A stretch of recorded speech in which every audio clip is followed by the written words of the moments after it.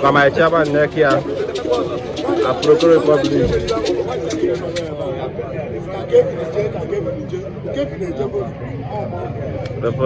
Everybody remember no.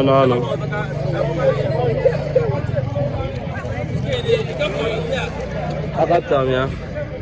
On our zone, do yeah, enough for ya. You know,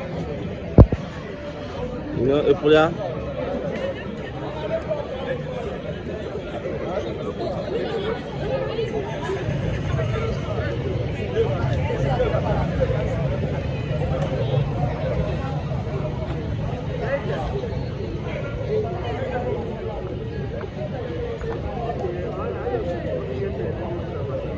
I make it talk all on a little bit, and they pop.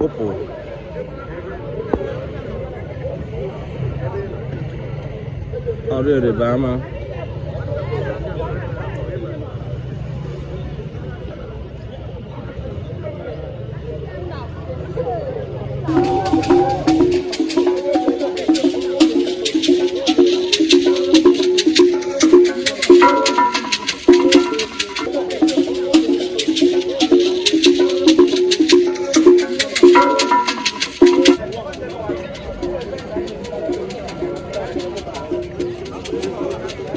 I live.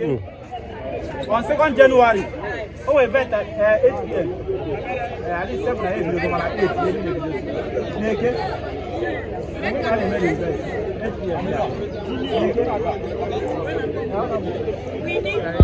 So, can you feel this program now? We feel happy, very happy.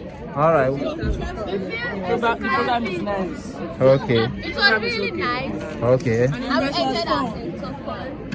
So, at least next year, I make you again now. Peace out. All right. It was very, very nice. Okay. So, like next year, I hold the program, Abby. Okay. So,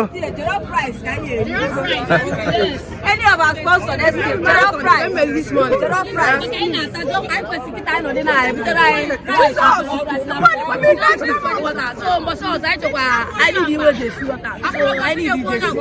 I know what about next year. Let's see. I will take this. All right. One, thank you. Who's going to feel like this program now? But the program is okay. All right. So, next year, I hold it here. All right. A Procure Republic. You get okay.